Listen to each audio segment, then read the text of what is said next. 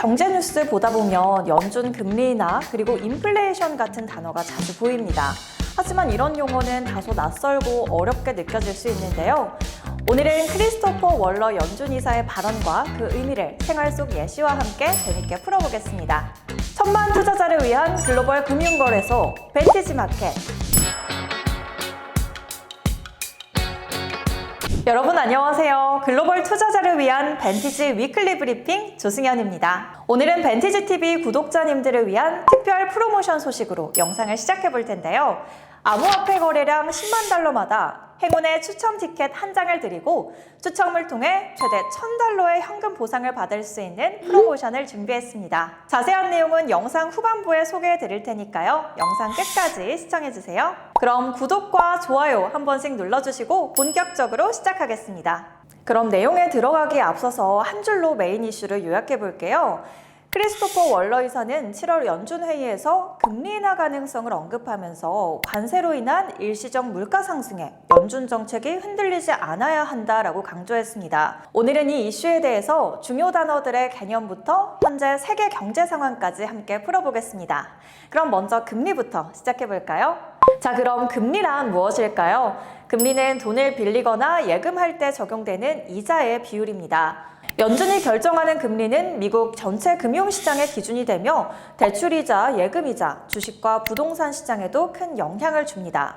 금리가 높으면 기업과 소비자의 부담이 커지고 금리가 낮으면 대출이 쉬워지기 때문에 소비와 투자가 늘어납니다. 즉, 연준은 금리를 조절해서 경기를 적절하게 유지하는 거죠. 그렇다면 지금 미국의 금리와 물가 상황은 어떨까요? 현재 미국의 금리는 4.25%에서 4.5% 수준으로 여전히 고금리 기조가 지속되고 있습니다. 물가는 연준 목표치 연 2%에 근접하고 있고요. 4월까지 1년간 핵심 PCE 물가 상승률은 2.6% 내외로 집계되었다고 합니다. 연준 내부 전망도 2025년까지 두 차례 금리 인하를 예상하고 있는데요. 이러한 상황에서 시장은 연준의 금리 조정 시점에서 주목하고 있습니다. 금리 인하를 예상한 이유는 무엇일까요? 최근 미국의 물가는 연준의 목표치인 2%에 거의 도달했습니다. 4월까지 1년간 물가 상승률은 2.6%였는데요. 이 정도면 연준이 물가를 잡기 위해 굳이 높은 금리를 유지할 필요는 없다는 해석이 가능하겠죠. 자, 비유를 해보자면 집이 충분히 따뜻해졌는데도 보일러 온도를 계속 높일 필요는 없다는 의미입니다. 이제 보일러 온도를 조금 낮추고 집안 온도가 어떻게 변화하는지 지켜보자는 것이죠. 이 상황을 바탕으로 월러 이사의 발표를 다시 살펴볼까요? 월러 이사는 최근 CNBC 인터뷰에서 금리가 중립 수준보다 높고 7월 회의에서 금리를 내릴 여지가 있다고 언급했습니다. 관세로 인한 일시적인 가격 상승은 통화 정책에 큰 영향을 주지 말아야 한다고도 강조하기도 했습니다. 자, 연준은 국을 끓이는 요리사와 비슷한데요. 우리가 국에 간을 할 때 한 숟갈 맛을 봤는데 약간 짜다고 해서 바로 큰 냄비 전체에 물을 잔뜩 붓지는 않잖아요. 전체 국물의 맛이 어떻게 변하는지 조금 더 보고 결정하는 것처럼 월러 이사의 말은 연준도 경제라는 큰 국의 맛을 먼저 보고 신중하게 금리라는 간을 조절해야 한다는 뜻입니다. 그렇다면 관세와 물가는 어떤 관계가 있을까요? 관세는 해외에서 수입하는 물품에 부과되는 세금입니다. 예를 들어서 해외에서 들어오는 자전거에 관세가 붙으면 가격이 오르겠죠. 하지만 비싸지면 소비가 줄고 재고가 쌓이면 다시 가격이 내려갑니다. 월러는 이처럼 관세로 인한 물가 상승은 일시적이며 정책의 큰 흐름을 결정짓는 요소가 되지 않는다고 본 것입니다. 그렇다면 연준 내부 분위기는 어떨까요? 연준 내부는 월러처럼 7월 금리 인하를 지지하는 목소리도 있지만 사실 대다수 의원들은 신중론에 무게를 두고 있습니다. 6월 회의에서는 만장일치로 금리를 동결하기도 했죠. 리치먼드 연방준비은행 총재 같은 신중파는 좀 더 지표를 지켜보자는 입장입니다. 또한 정치적인 변수도 있습니다. 트럼프 대통령은 연준이 금리 인하에 소극적이라며 비판하고 있고 내년에 트럼프가 연준 의장 후임을 지명할 기회도 있기 때문에 연준의 독립성 문제가 다시 주목받고 있는 거죠. 즉, 연준의 결정은 단순히 경제 데이터뿐만 아니라 정치적인 변수와도 얽혀있는 문제이기도 합니다. 연준은 공식적으로 정치적인 독립성을 유지하며 지표 중심의 정책 결정을 계속 강조하고 있는데요. 이러한 정치, 경제 간에서 긴장 구조에서 연준의 판단이 흔들리지 않는 것이 중요하며 시장도 이런 부분에 주목하고 있습니다. 전 세계 1,000만 투자자가 사용하는 해외 거래소 벤티지 마켓. 지금 가입하면 연 13% 이자 지급 이벤트와 크레딧 보너스가 제공됩니다.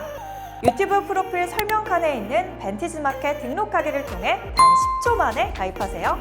자, 이렇게 금리와 연준에 대해서 알려드렸는데요. 여기서 이런 점이 궁금할 수 있어요. 금리 인하 가능성을 판단하는 기준은 뭘까? 그 내용에 대해서도 계속 말씀드려 볼게요. 통화 정책을 결정할 때 보는 중요한 지표들과 그 지표에 대한 설명도 같이 해드리겠습니다. 첫 번째, PCE 물가지수. 연준이 공식적으로 2%를 목표치로 삼는 물가 지표입니다. 핵심 PCE는 가격이 들쑥날쑥한 에너지나 식료품을 빼고 물가의 안정적인 흐름을 보여주는데요. 그런데 왜 중요할까요? 핵심 PCE가 2% 근처거나 그 아래로 떨어지면 물가가 안정되었다고 보고 연준은 금리 인하를 검토합니다. 마트에서 쌀과 세제, 우유 같은 생필품 가격이 1년 내내 비슷하다면 이제는 보일러, 즉 금리를 약하게 틀어도 되겠다는 겁니다.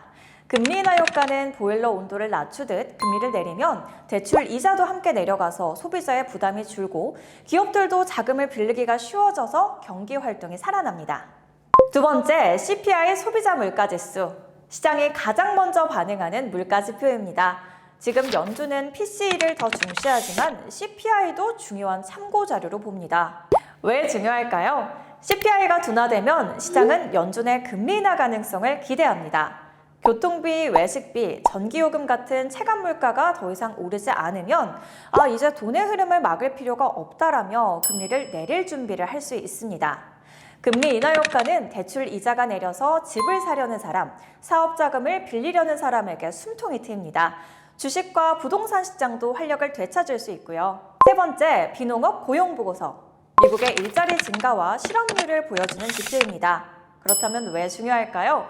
고용이 약해지고 실업률이 오르면 경기가 약하다는 뜻이고 연준은 금리 인하 압박을 받습니다. 회사에서 신규 채용을 줄이고 주변에 요즘 일자리 찾기 너무 힘들다라는 얘기가 많아지면 연준은 보일러 온도를 높이듯 금리를 내려서 경기를 데우려고 합니다. 금리 인하 효과는 금리를 내리면 기업이 돈을 더 싸게 빌려서 공장을 돌리거나 직원을 뽑으려고 하고 그 덕분에 일자리가 늘어납니다.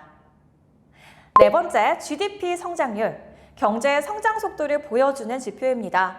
GDP 성장률 왜 중요할까요? GDP가 너무 느려지면 연준은 금리를 낮춰 경기 부양을 시도합니다. GDP 성장률을 나라의 월급이라고 생각하면 쉬운데요. 나라의 월급이 줄면 연준은 보일러를 세게 틀어야겠다라면서 금리를 내려서 소비와 투자를 자극합니다.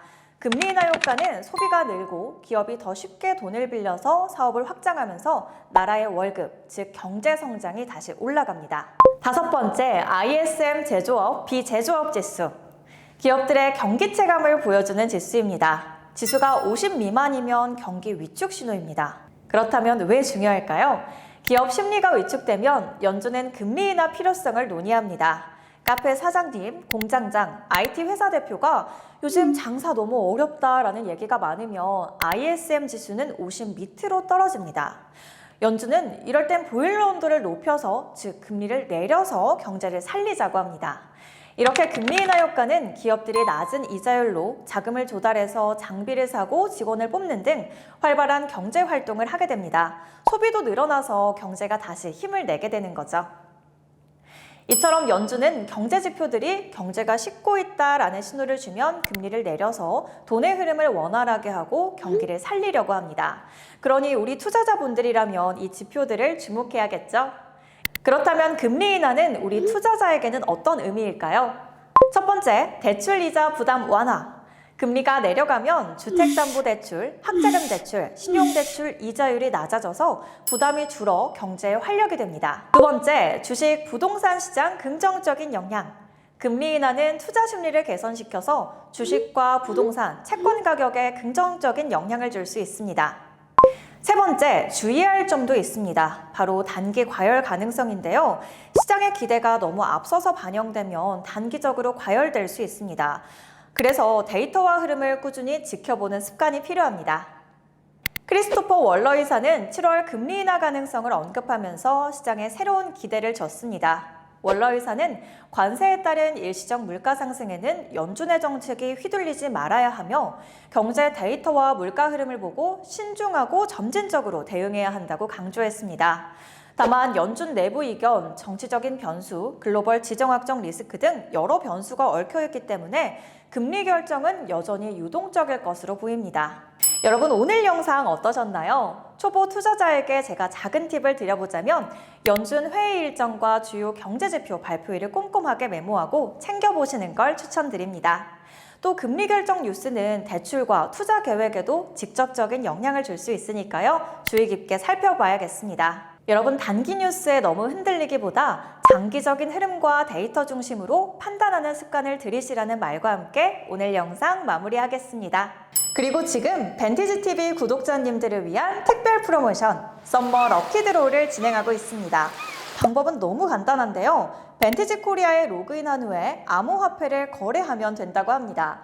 암호화폐 거래량 10만 달러마다 행운의 추첨 티켓 한 장씩 받을 수 있고 티켓 추첨을 통해 무려 1000달러의 현금 보상 기회를 받을 수 있습니다. 1등 외에도 5등까지 현금 리워드가 준비되어 있다는 사실. 자세한 내용은 벤티지 코리아 웹사이트 로그인 후 마이페이지 속 프로모션 탭에서 확인 가능하고 한국 공식 CS 채널, 카카오톡 채널에서도 친절하게 안내해 주신다고 합니다. 2025년 6월 20일부터 8월 31일까지만 진행하니 놓치지 마시고요.